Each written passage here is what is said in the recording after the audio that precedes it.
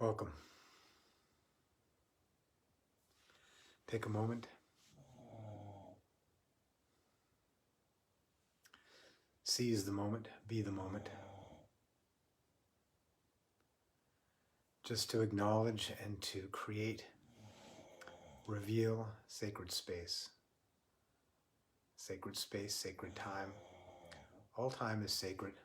All space is sacred. What we're doing is taking an actual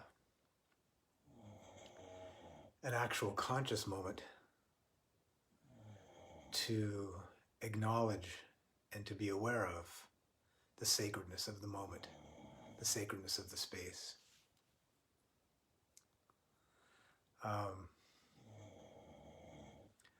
Do this for various reasons because it sets the tone.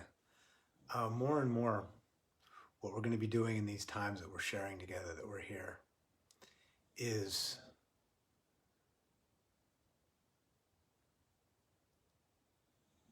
opening ourselves to the shared and the personal acknowledgement and experience of the divine. Forgive the words, because divine is a word that turns people off and turns people on, God off. Simply just an acknowledgement and a participation and an experience of magnificence, of the grand, beautiful thing that we're a part of.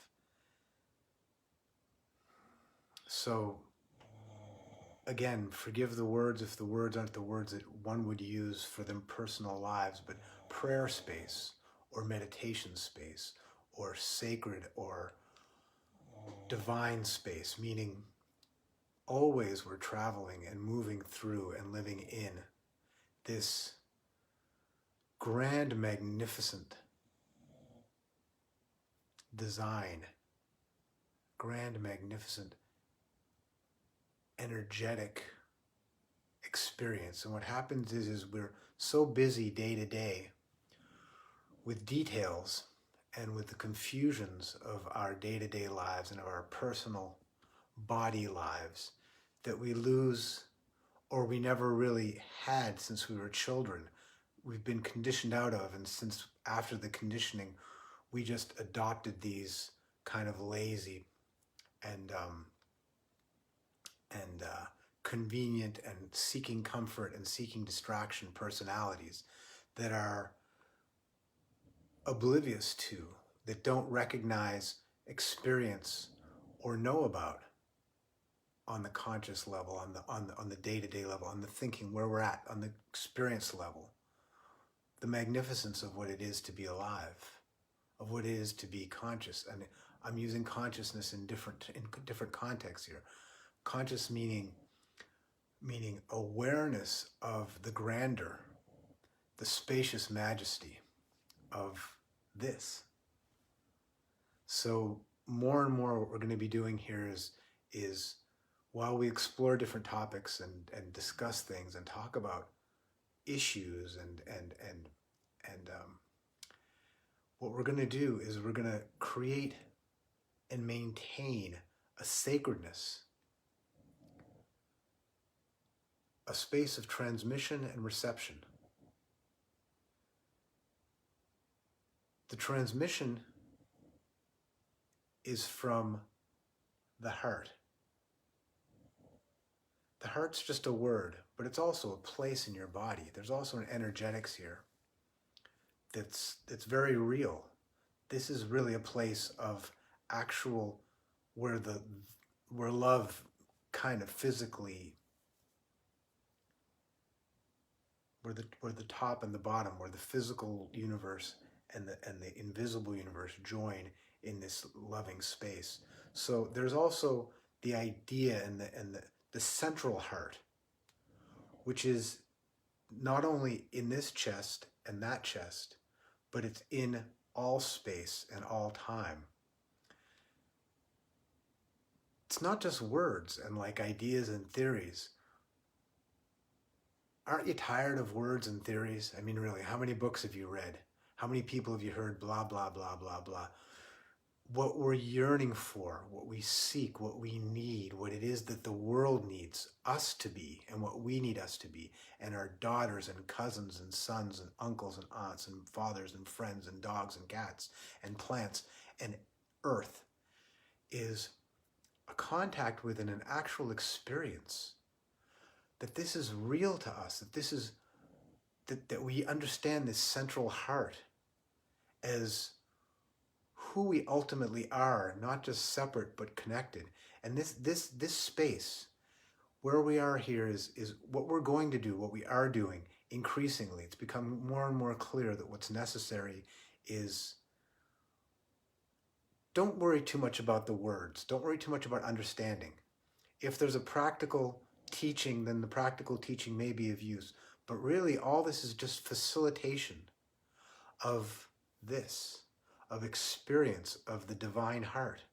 Divine meaning just universal heart, meaning just shared heart, that lives here, that lives what we call there and what we call here, but that lives, inanimate objects. And certainly it's vibrant in animate objects, living objects. You and I are living, animate.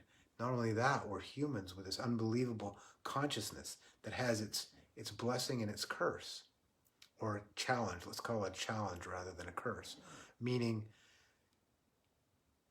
the blessing is that we can actually choose, and because of where we are, it takes work. It's not just, oh, I'm going to be happy and I'm going to contact the divine and live in the divine. We need to take a lot of baths. We need to wash off a lot of dirt. We need to peel off a lot of veils, a lot of things that we've taken to believe that are ourselves. We've taken to believe are necessary. A lot of falseness has to be gone through it. We can call it darkness.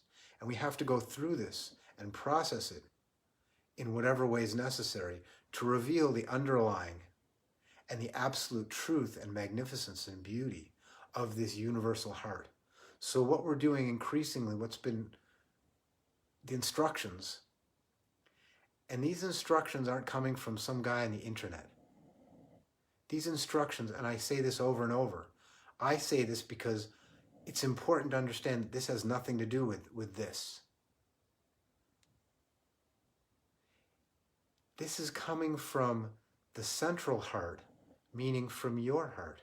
This is like your little server. Think of the internet as a brilliant thing. At every junction, there's a thing called a server. What are we but servers? We're here to serve. We're a place where all these various informations come and they come into one spot. But the information is universal. It's in this global brain, and the internet said, okay, well, the internet has its, but we're talking on the energetic level of just using server as a metaphor, or probably a simile, because we're saying it's like. So it's like that in the sense that the information comes from everywhere. And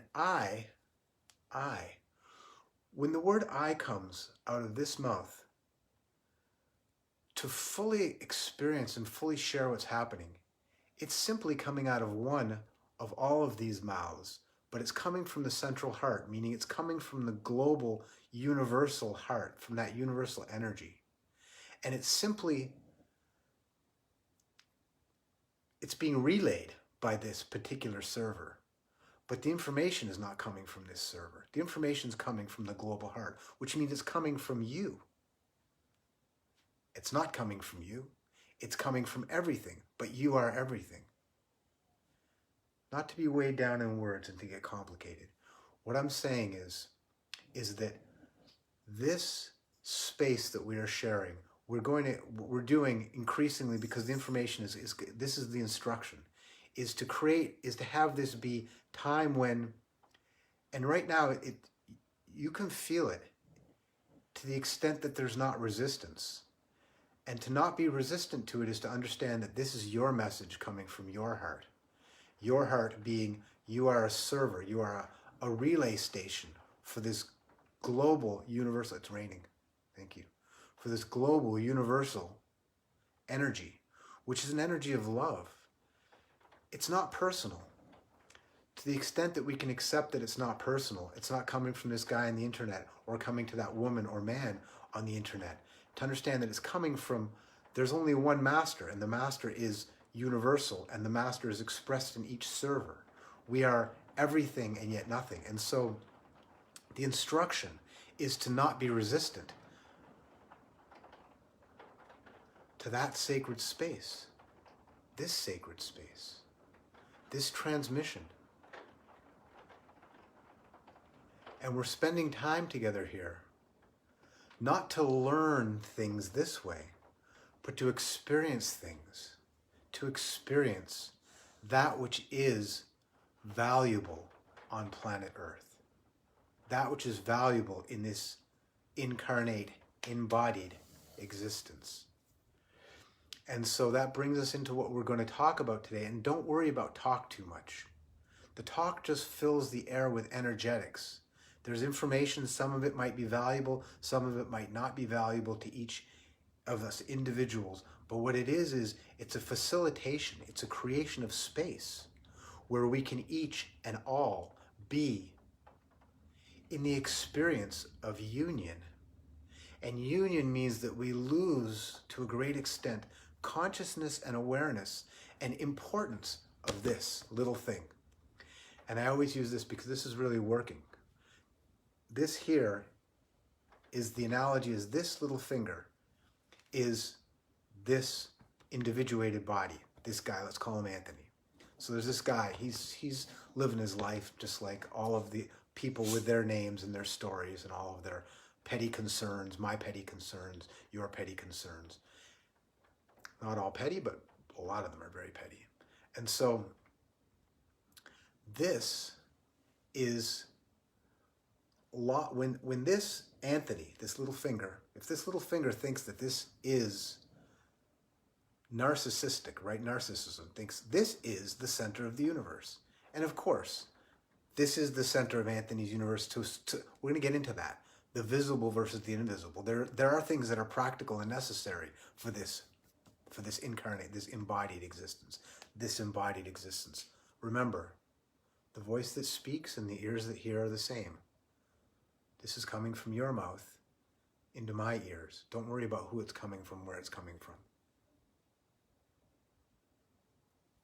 So this little thing here, when it believes that it is everything, it is inflamed. It's narcissistic. It's inflamed. It's puffed up. It's disease state. It will disease the whole body. When it understands that it's just part of this, and then more largely part of this, then more largely part of this, part of this, part of this, the whole body is a magnificent thing. Then the strength of this is infinite. Once the identity is with the whole body, meaning the identity of this is with the whole universal body. And that's what we're doing here. Please let that feeling be. It's a feeling where the body actually starts to dissolve into a light space or an energetic space. It might manifest differently for different people.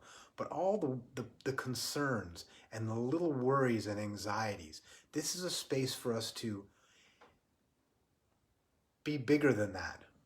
And sometimes we're going to go, as time goes on, we're going to go into the darkness that is carried by this, that blocks that experience for this individual.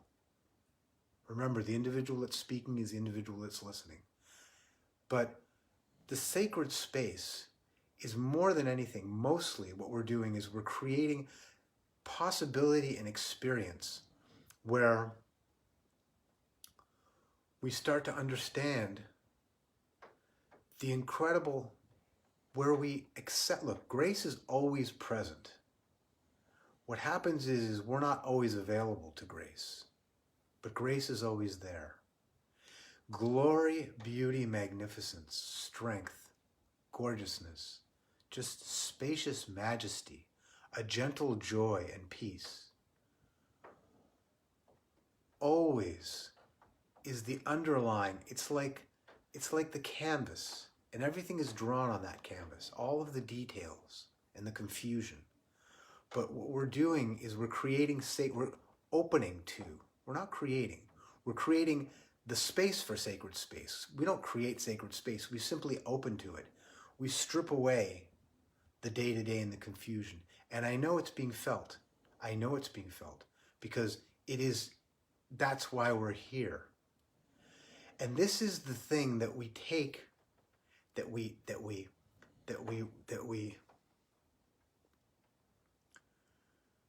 experience and share in these moments together. If you need to close your eyes at any moment and stop listening because what's happening is not an overwhelm in the bad sense, but an overwhelm in the just, it happens to me all the time when we're sharing this space.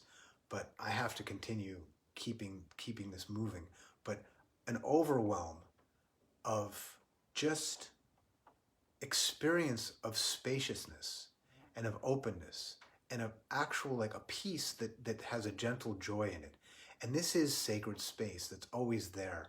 And once we have a conscious experience of this, because we all have experiences of it in time, in nature especially, with children especially, with animals especially, with these innocent, pure stimulus experiences we have, but we're not often we go, oh, it's so beautiful, and then we text someone, we tell someone about it, and we're into the personality of it. Not that that's bad, but that loses the essence of the sacred space, of the sacred divineness, divinity, that brings the energy of love and the joy of being into the personal experience in a way that's kind of impersonal. And what it does is it radiates out and it heals the world. When you're in this space consciously, to be conscious in this space means to be working with it. And there will be darkness, and we'll go into that at times, but now we're creating this opening so that we can experience this prayer space, this open space, this joyful space. And you will walk down the street with this energy, and you will learn not to be personally identified with it. I am so great. I am healing the world. I am doing this. It will just be coming through you like a server. And when it's coming through you in an impersonal, non-egotistical way, the world around you will shine. The guy with the tattoos on his neck, up his face here, you'll hold the door for the guy at the bank, and your eyes will meet, and you'll realize that perhaps never in this man's life, or if so, very, very rarely, has someone looked at him with impersonal love. And you don't know if that seed's going to change the person's life, or if it's not, but all that you know is that at that moment, you have done service to this person, to this stranger, for the stranger. And you have not done it personally. You've simply, that's the dog, simply facilitated it and allowed it to flow through you.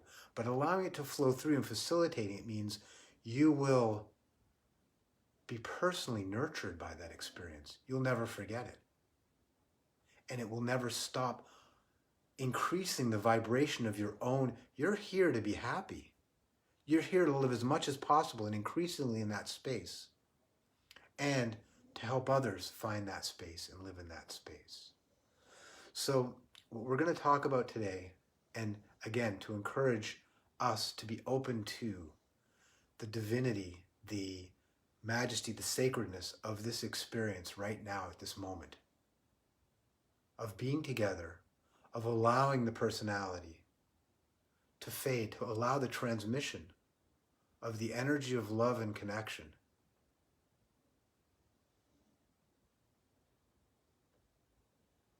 to fill who we are and be who we are and lose that little identification and merge with the grand identification. So while we're talking and listening and going through various things, we're going to go into meditation later, which is again back into the this whole thing is a meditation. What we're going to talk about in the meditation today is the power of the invisible. What is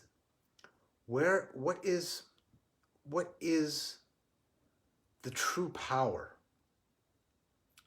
that runs, lives, manifests, that runs the whole show, that is this whole show? Well, it's invisible. It's absolutely invisible. Our lives and what we do with our lives is we're obsessed with the physical. Now, what's the first physical thing that we're obsessed with? The body. We identify with the body. We think we are the body. We're obsessed with the body. We worship the body. Even if we hate the body, that's a form of worship. Any intense hatred is not the opposite of love, earthly love. Earthly love, physical love, flips into hate back and forth because they're just very strong attachments. Divine love is not attached to anything because it is everything. Divine love, the absolute truth of love, is everything. So it doesn't need to there's no hatred, there's no opposite to true love. But on the earth we have this love-hate thing. And don't think that hatred is the opposite of love. It's not. They're both very strong attachments on the earthly love, physical love. So the first thing that we're attached to and obsessed with is the body. And other bodies. Now, all of the masters who bring all of this light to earth are telling us that I am not the body. Well, I can't tell you I'm not the body. I can tell you that the way it's coming through is I am the body.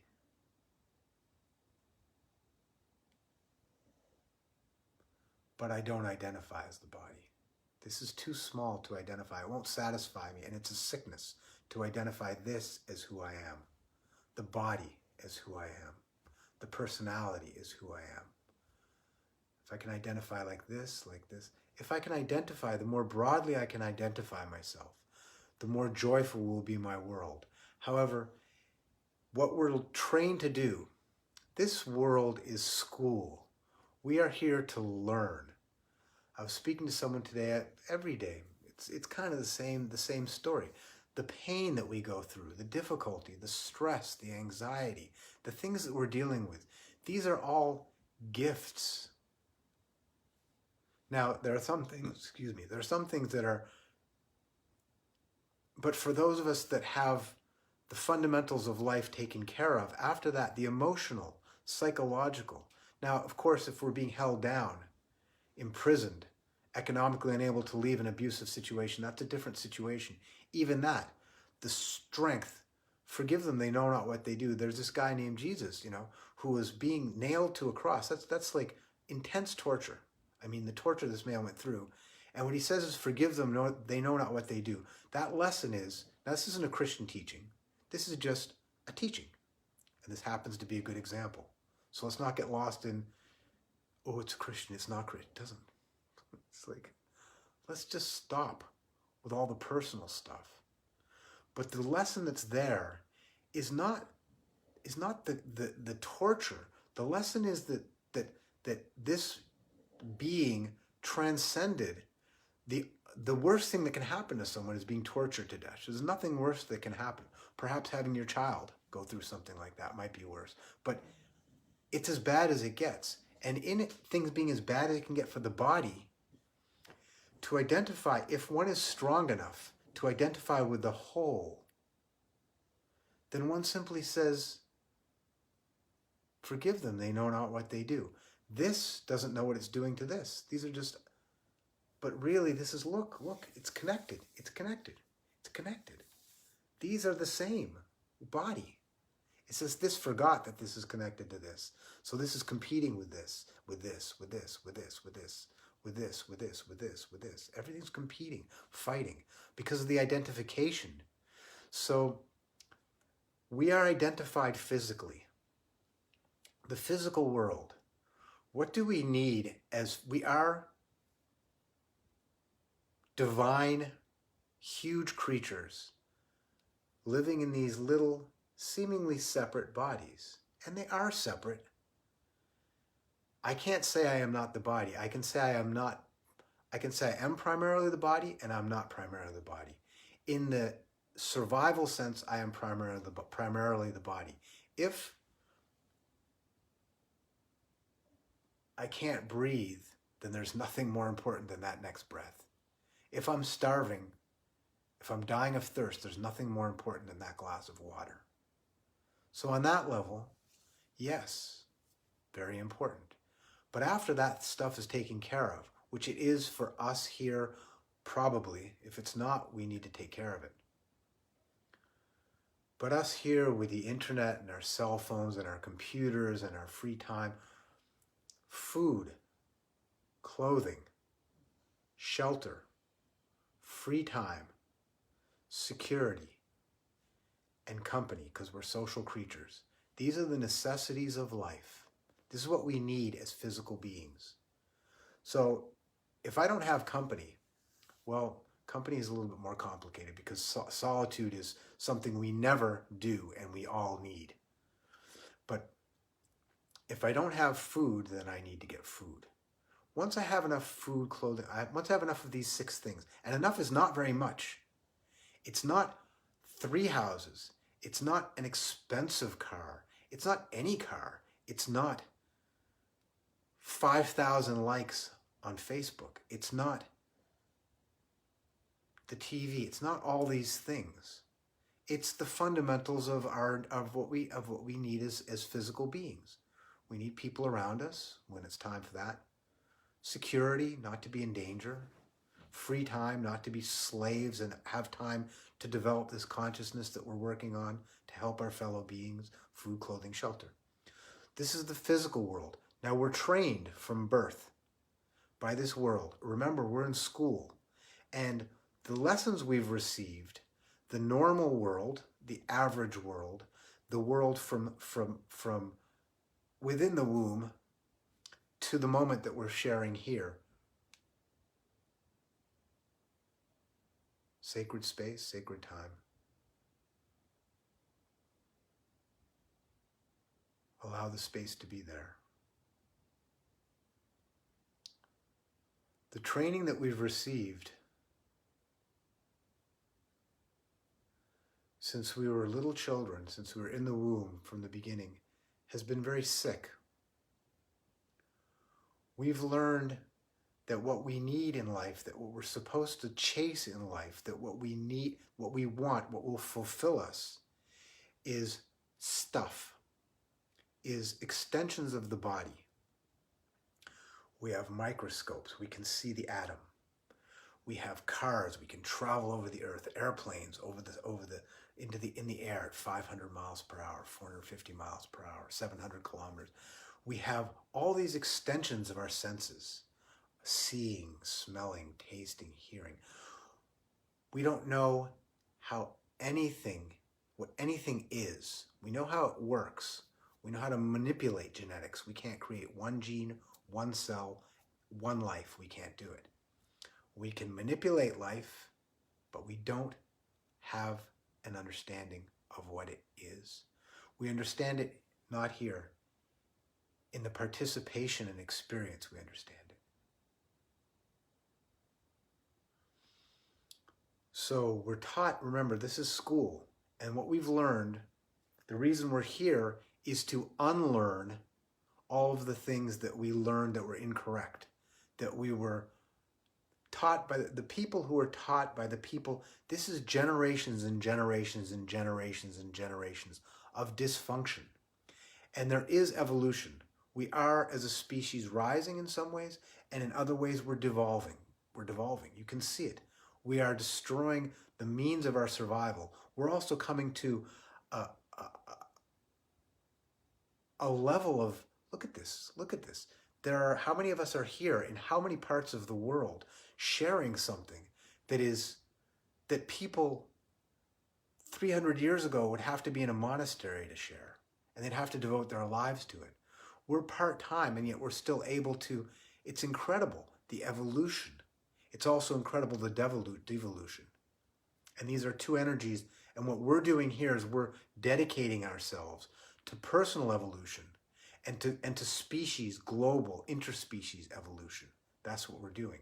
That is the mission, to open, reveal this grand light, lose this identification as primary, have this, and this identifies with all these things. You, me, I, we, the dog, the cat, the plant, the crystal, the furniture. I mean, but first and foremost, life, right? That's easier. All life. And then the earth, and the air, and the water, and the fire, and the ether, that which holds us. So that in which everything is written, and in which everything happens. But we've been taught to worship idolatry. We idolize our bodies. How vain are we? Everything we think is about ourselves. Everything we think and feel is about ourselves. And if it's about someone else, it's about how that relates. Oh, that hurts me so much. Oh, I like that so much. Oh, he's so great. I feel he's so great. It's all personal. And okay, personal is okay as long as it's not obsessed with this. Then it gets inflamed and cancerous and it's sick. And this is our training. What are we trained to want? We're trained to want more things, more visible things, cars and houses, and then bodies, sex and attention and adulation, and then just like information, collecting information, just because we want to be able to, what people think about us, what we think about ourselves. Ourselves meaning our bodies and our minds. Our minds are just thinking machines, right? And our feelings, like it's this, let's not get lost in this. Important food. We're here to survive, to do our jobs as embodied, separate individuals. But we don't do that job by identifying and being obsessed with that little self. So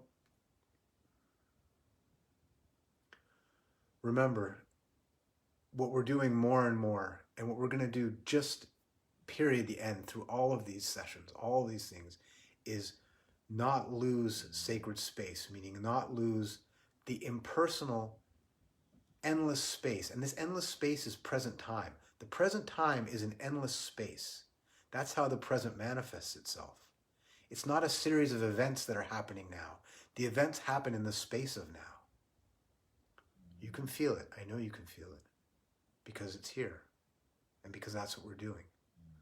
So the bad training, the bad learning that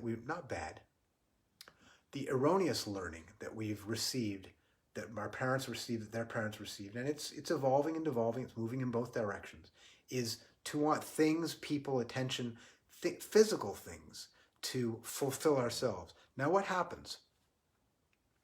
You want that man, you want that woman, you want that clothing, that piece of clothing, you want that kind of food, you want that, whatever it is you want.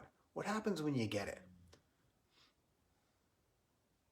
You feel excited, right? I mean, let's say it's a big thing, like a house or a new relationship. You feel amazing, right? You feel like, wow, I just feel good. How long does it last? It doesn't last. It can't last. It's a thing. It's a person. No person's going to make me happy. No thing is going to make me happy. I'm not here. I've been taught to look for things and people and attention, physical things. That's not where I will find my fulfillment. I will always need something else, want something else, be left empty at the end of it. If that's how I'm seeking purpose, it will not work for me. It will not work for me, the me that's listening, the me that's speaking. It can't. It can't. The fulfillment, the goal, what it is that we crave in our souls with the fiber of our beings is invisible. Invisible. And that invisibility is power. Not that we're craving power, but it is powerful. The invisible, the thing that will, what it is that will be home for us, that will not let us down, that will fulfill us as beings, bring us to a place of quiet, unopposed joy and peace, and radiate that light to all and every, is the invisible world that is composed of, included, permeates everything. Now, this appears to be physical, and it is physical. But when you get into it on a small level, when you really get into what it is, it's just a series of vibrations, a series of things blinking in and out of reality. There's way more nothing than there is something. I mean, way more. Energy equals matter times the speed of light squared. E equals mc squared. That's a physics equation that just says energy equals mass times a lot. In other words, this little bit of mass has a lot of energy in it. And what is energy? Energy is not visible. Energy is power. Energy is the ability to do work. Energy is that which makes change. However, it is invisible. What we see when we talk about energy are the effects of energy. When we talk about a rock, we say it has potential energy. That means if it's set into motion, it also has energy internal to it constantly. But energy is not visible, and yet energy is everything. Energy equals mass. Mass is just stuff, physical world. Mass times 35 billion. The speed of light is 186,000 miles per second. It's fast. It's really fast. Times itself, 186,000 times 186,000 is 35 billion. So a little bit of mass is a lot of energy, but it's still just energy, and energy is invisible. Energy manifests visibly. It has visible manifestations. It creates change in the physical world, and it creates the physical world itself. But what it is that we crave and what it is that's large that we're really a part of is invisible. What am I talking about? Well, let's just be simple. Love. Now, the physical love is a craving, it's a love-hate, it's an attachment.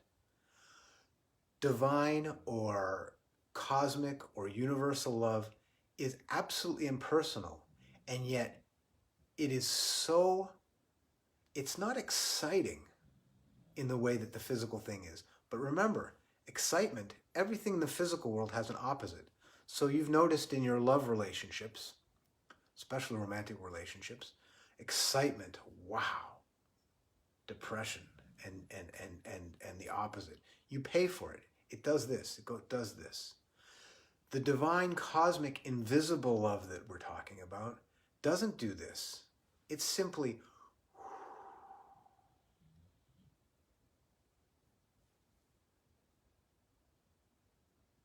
remember, receptivity. Don't resist that which your soul craves. This is not coming from someone on the internet. This is simply just channeling through you as a server. And at this point, this particular finger is talking to this finger, but it's all coming from the same body. These ears are hearing the same message as these ears, and this voice is coming from that mouth. Don't worry about it. Don't resist that which you are here to be. And the invisible love, the divine, cosmic, don't worry about what word it is, that grand, it doesn't have an opposite. And it doesn't give you the excitement and the charge, but what it does do is it gives you a power that is invincible and a stability that's not shaken by circumstance and a peace that surpasses understanding, that can't be understood by the mind because it's not rational. Things can be falling apart and you're still at peace. The invisible. And in the invisible, please close your eyes. In the invisible, if it's safe for you, close your eyes, of course. In the invisible, I don't even think there needs to be any instruction, but to the extent instruction is necessary, let that which is outside of your body, which is a gentle, spacious, omnipresent light of really just unshakable joy, but very calm joy. And that which is inside the body, which is the exact same thing, let that just merge. Let the physical body, you could be aware of your body.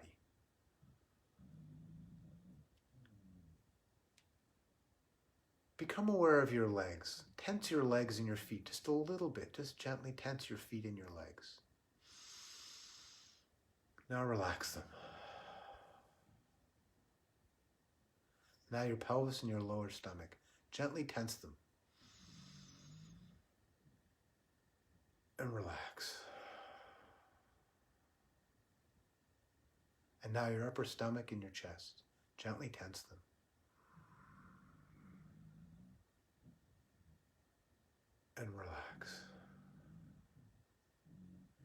your shoulders and arms and hands.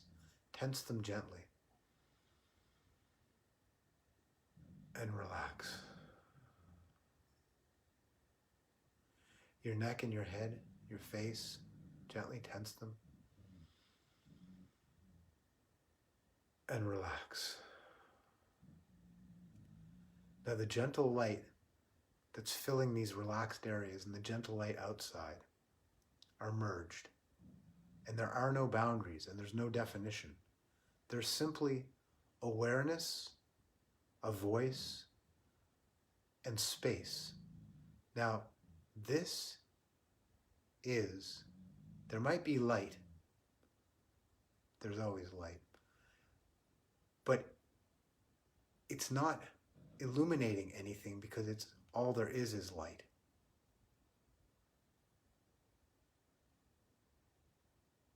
And so this is the invisible world. This is an experience of the invisible world. This is sacred space. Allow the transmission, allow the reception, allow that which is being experienced to be experienced.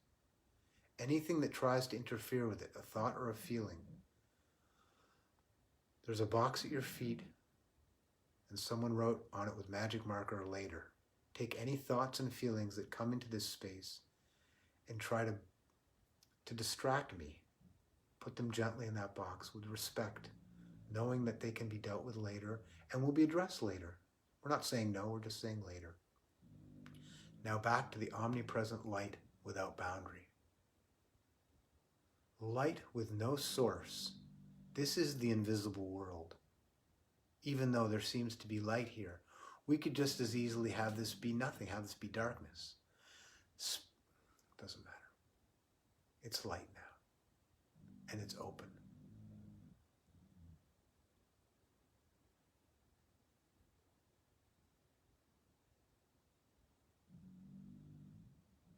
And whatever happens in this space is incidental to the space. It's not important. This is invisible space. All power comes from this. All creation comes from this. This is who I, the voice that speaks and the ears that listen, am. I am.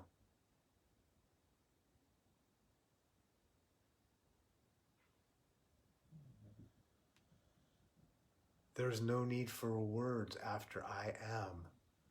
I am. And if you spread your arms out, you will feel it.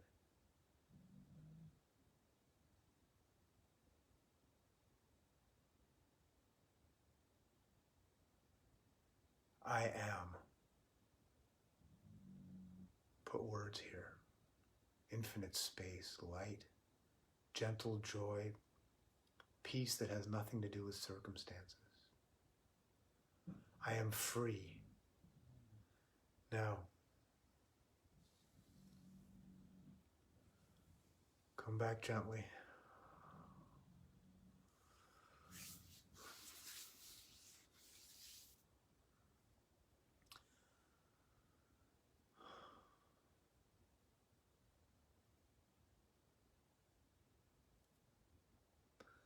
This is why we are here. Now, we have to take care of the physical world, meaning we have to make sure that we have food, clothing, shelter, free time, security, company, and that those around us have that. This is primary. And then once that's taken care of so that we can get to the real work of being alive, we are here to learn to be increasingly in this carrying in our day-to-day while we're eating, while we're interacting with people, while we're choosing what we're going to wear, brushing our teeth, to be conscious and aware of this magnificent space, of this invisible world that is the larger identity of who I really am, the I that hears and the I that speaks, the I am. To be aware and to be with this This is what we're here to learn. We're here to unlearn all of the dysfunction that we've been taught by the normal world. The seeking after bodies and things and physical things beyond survival. There's nothing wrong with wanting things beyond survival. Sure, it's nice to have a house with more space. It's nice to have clothes that you think are attractive. It's nice to, but once that becomes primary, then we've lost, then the physical obsession with and idolization with the physical will block with the visible, and which is the physical, will block the invisible, which is the true power and the true strength. When I cut myself, what heals that? Certainly not the physical. There's an invisible intelligence that organizes the physical components of this body to create a whole new thing where that cut is, so you don't even know the cut was there anymore after a few days or a few weeks. What is it that heals everything? What is it that creates everything? What is it that animates? What is it that allows me to do this? Nobody knows. Because nobody knows with this, with the extensions of this, which is the writings and the microscopes. And these are wonderful things. Great, let's do that. We're human beings. We want to, but ultimately, the grand mystery is learned, experienced, connected to by this connection to the invisible, the grand invisible world.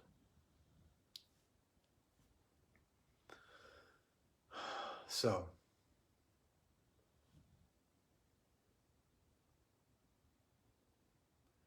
take the understanding, because what we're doing here is we're not just talking and theorizing. We're not having theories. It's not just something to, oh, gee, I went and I had a meditation, or some guy talked to me, or I read a book, or whatever it is. And now life is what it was before. I felt good for a little bit. Now I feel what I felt before. That's not it. We're here to learn how it is we can personally, without anybody else around us, individually, the responsibility of being an adult, of unlearning the erroneous learning that we've had since the beginning, and that's all around us. Every time you talk to someone, every time you talk to yourself, don't believe this, don't believe your mind. It's lying to you all the time. Everything that comes through the TV, almost all of it, almost everything that comes to us from the outside, except for this. You see this? See this right here? See this thing right here? This thing right here. This will never lie. It can't lie. It's a plant. That's why we have these moments with nature. Children, little children. Animals. They don't lie. They're honest. They're true. But we're adults, and we've been trained and we've adopted a lot of erroneous lessons, a lot of falseness. So we're here to unlearn the falseness, and open to and learn to be channels, conduits, servers, that which receives the truth and transmits the truth and is the truth. That's an unlearning and a relearning. We're here to learn, and our learning is first to unlearn that which is take off the veils, the falseness, all of this information that comes to us from the rest of the adult world, almost all of it, a lot of it, most of it, and even the stuff that's not false and lies and damaging and physical and idolizing the physical world, even that stuff is tainted, almost all of it. But that doesn't mean that you, me, these separated adult beings that we are, we have the power of choice, the power of going into the dysfunction that we carry and stripping it away bit by bit, and contacting, increasingly allowing this greater energy to come through us as servers, to come through us as channels, to be lamps that receive and transmit light. Because in the invisible world, the rules are all different. What is romantic love? Romantic love is a bargain. It's something we do in a marketplace. You make me happy, I'll make you happy. It doesn't work. To the extent that a relationship in this world can actually work, really work, is when it involves the invisible quality of love, which is unconditional. There is no opposite. No matter what you do, I love you. No matter what you do, it's not what you do, it is the being. So if two beings can be in a state of love, which is an invisible, which is the receiving and transmission of the invisible quality of love. Now remember, receiving and transmitting an invisible quality like love or compassion has all kinds of physical actions. If I am receiving and transmitting the invisible reality of love, then my actions will be loving. And someone who's in that state and is transmitting that kind of loving action, they have a charisma that's irresistible. And we don't do it because we're trying to get charisma. But I'm just saying, the attraction, and because people are starving for this, the doggy, people are starving for this energy. And even people that are full of it love it. We all love love. That's what we're programmed for, is that invisible. So as adults, we always end these moments together, and we're keeping the sacred space. We're keeping the awareness of the reception and the transmission of divine, holy, cosmic, universal, perfect light, whatever word you need to use, love, compassion, whatever word works for you. Don't resist it because one of the words, or three of the words that we heard, don't fit into our philosophies, which is more personal stuff that doesn't matter. We're talking about an experience, about a reality that transcends. And the center of all of these true philosophies is the same invisible experience of reception and transmission. The rules in the invisible world are the opposite. In the negotiating world of physical, of visible love, where I write a card for you and I fall in love, and we get excited, then we fall out of love and we hate each other and up and down like this. That place is love, hate, up, down, excitement like this. But the invisible world of love, which is what will keep that relationship together if it's present, which will make it a functioning relationship, a nurturing relationship for everybody. The invisible quality of love, it's not something that I give you love to get love. It's something that simply radiates out of a loving being. There's no, if I give something in the physical world, I give love, I give it to get something back. I give $1 to someone, I lose the dollar. It doesn't work that way in the invisible world. The receiving and the giving are simultaneous. They're the same action. And giving increases what I receive.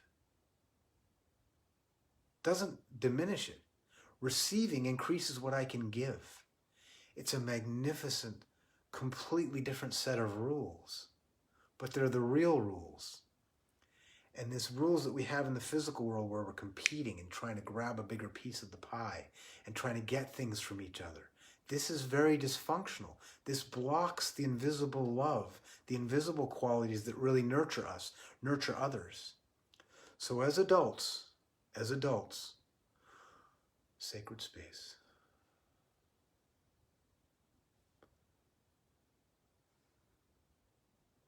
Gratitude. Thankfulness for being able to be here and have these times where we can intensely devote ourselves to the invisible quality of union, where the boundaries of my body have disappeared into the boundaries of your body, and there's only an energetic space of union, which could be called love or compassion or kindness or honesty or sincerity. They're all one perfect, limitless, unbound experience, awareness. So where we always leave these together moments is with the understanding and the clear instruction for all of us to be independent.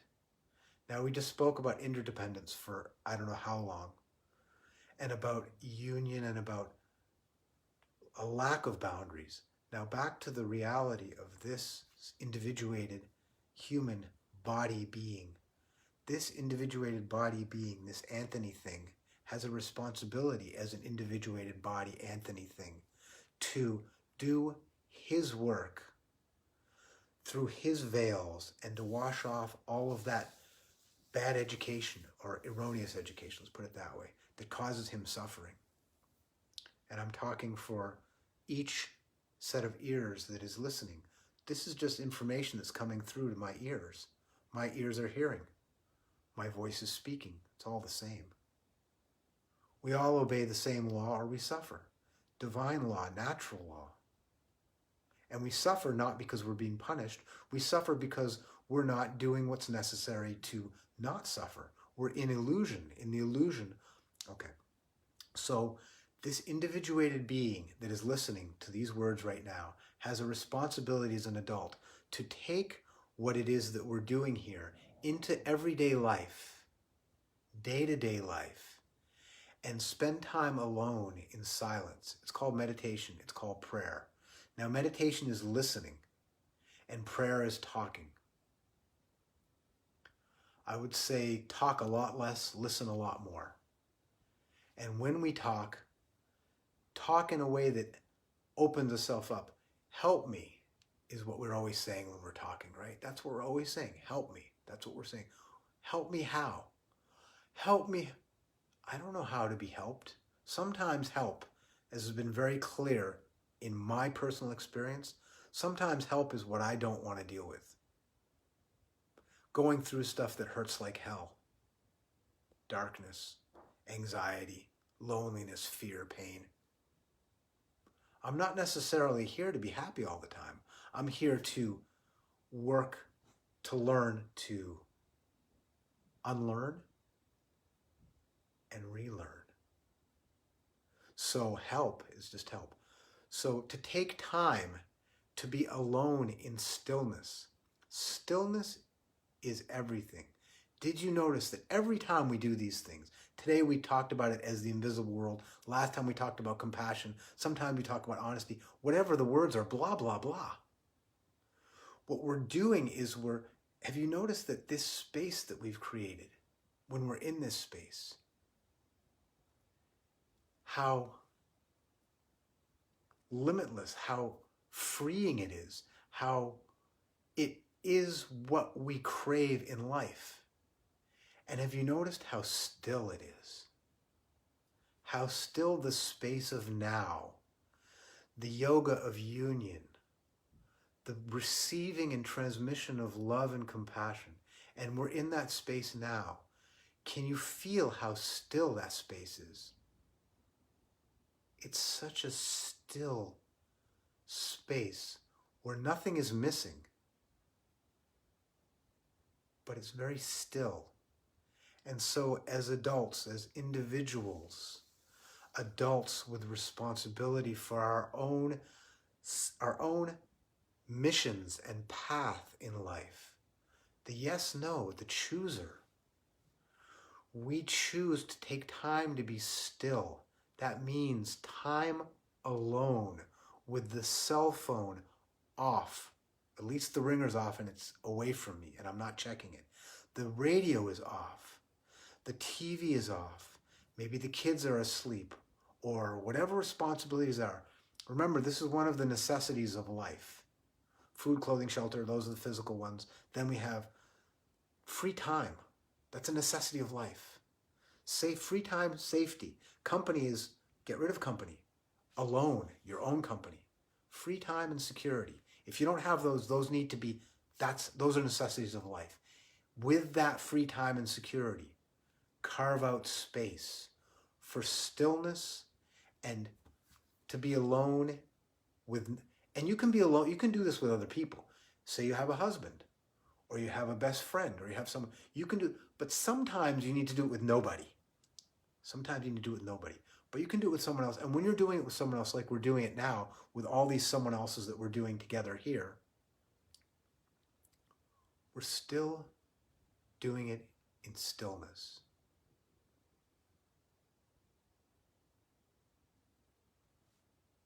Reception and transmission, no resistance to that which makes us happy, that which will free us. The resistance is what needs to be unlearned. Okay. So the responsibility and the unbelievable opportunity that we have to free ourselves, to take the time to be still, to do the meditation. Morning and night, first thing in the morning, last thing at night. 1 minute if you don't have a practice yet. Turn it into 2 minutes, 5 minutes. Try to bring the meditative space with you into everything you do. The observer, the meditative space, meaning the awareness that this is here. And sometimes you'll have to forget it because you'll be busy doing your work, picking something out at the grocery store, whatever it is you're doing. But more and more that will seep into the day-to-day as we do the exercises. Be responsible. No one's going to do it for you. Don't just feel good for an hour and then go back to your normal life. That's heroin.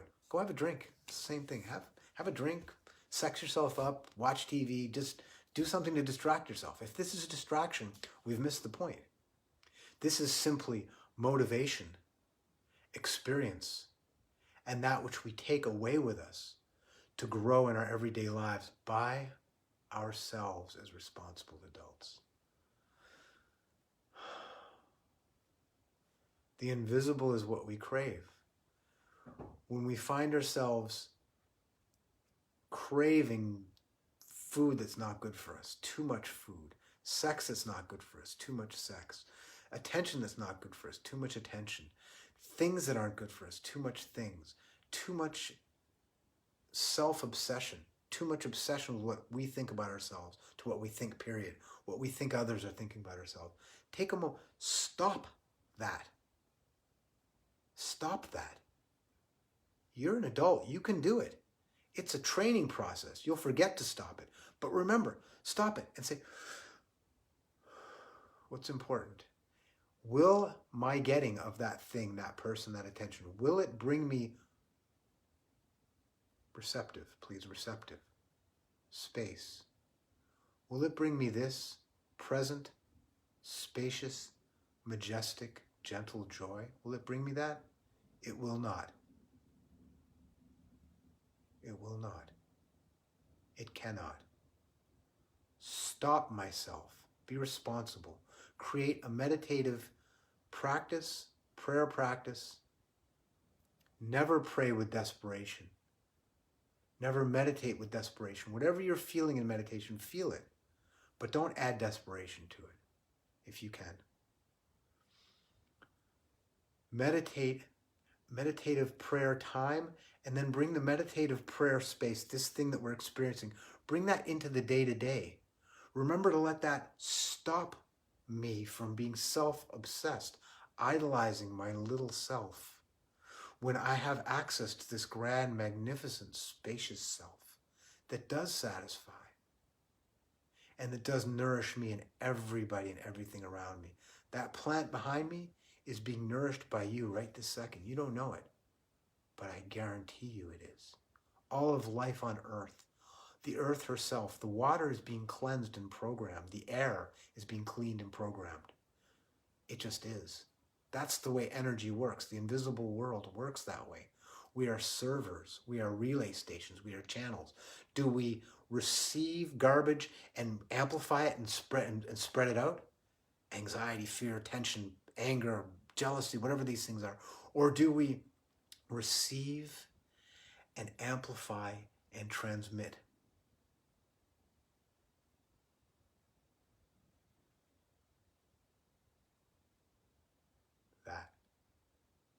That's the only choice we have in life.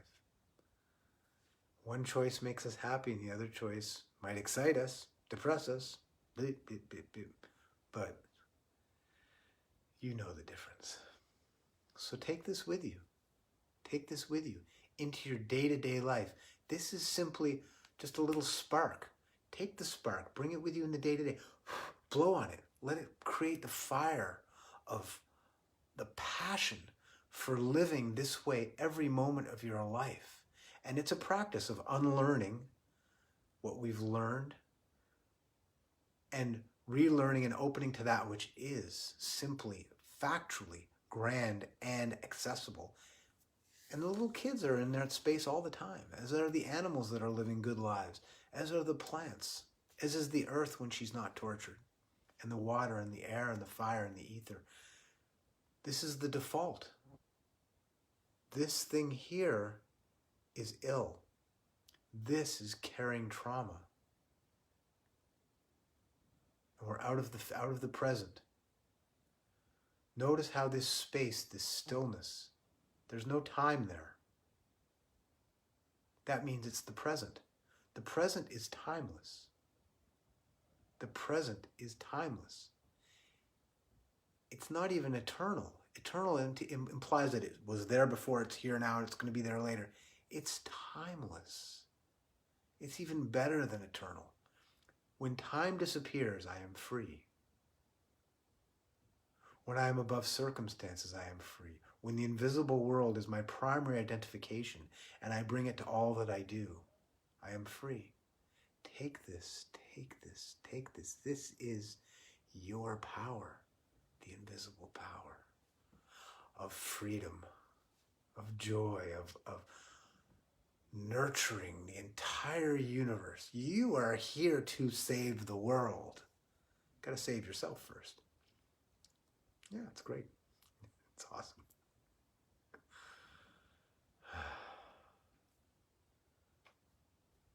Today's what? Wednesday, right? So Sunday we'll get back together. Sunday we'll get back together. Well, I think what we'll talk about on Sunday, we're going to get a little bit more nitty gritty, a little bit more into I think Sunday we need to talk about don't love yourself.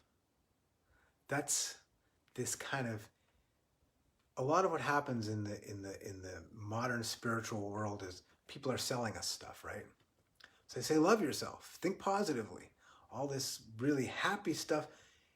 They don't deal with the fact that we are carrying a lot of trauma and the software, the programs that we've been fed and we believe. They don't just disappear because you can't love myself. What is myself? Love this little ego identification. Love this? That's more inflammation. So I think what we're going to talk about next time is don't love yourself. Be love, which means strip away that which blocks my understanding that I am love. When I am love, what's there left to love? Do I love this? Of course I love this, but I don't love it any more than that. This blanket, that plant, the curtain, love. But anyway, getting ahead of ourselves, we're here and we're now. And what we're doing is we're taking this sacred space with us into every moment of our lives. When I'm lying down and going to sleep tonight, I don't need to fret. I don't need to worry about what's going to happen tomorrow. I promise you, this invisible thing will take care of things in a way that this thinking busy little mind has no idea. Let this thinking little busy mind make it a servant of the invisible power. You can call it God, you can call it the divine energy, you can call it cosmic consciousness, you can call it nature. I don't care what we call it. Let this become a servant to that and not try to, because this can't be the master of that. It can't. This is very small, the little physical manifestations made for working with the physical world, getting stuff, working, driving, lying in bed tonight. When I contact this energetic, infinite now and stillness, informal meditation and perhaps a little bit of prayer, and just in being, I will sleep like a baby and I will wake up nourished and refreshed, and I will know what to do because I will wake up and whatever needs to be processed, I will process, because we need to process things that are difficult still. But then the processing opens up more of this stillness, more of this space. And when we're in that stillness and space, what it is that I need to do will come automatically. This won't have to think about what to do. It will simply be in the service of energy, invisible power, God, I don't care what you call it. You are speaking to yourself. This is your invisible energy coming through some guy's mouth and all this wild technology bouncing through off of things in space. The amount of stuff that's going on is incredible and doesn't matter. It is I. Who's hearing this? Who's speaking this?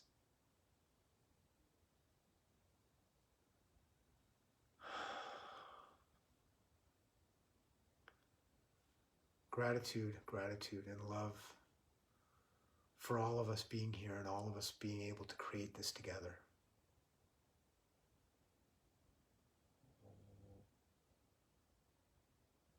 Gratitude simply being an understanding of the incredible value of what it is. And my heart opens in gratitude. My heart is the heart that hears and the voice that speaks. It's just the same heart. One heart. And all those that are not here with us are sharing the same heart. We are healing the world by doing this.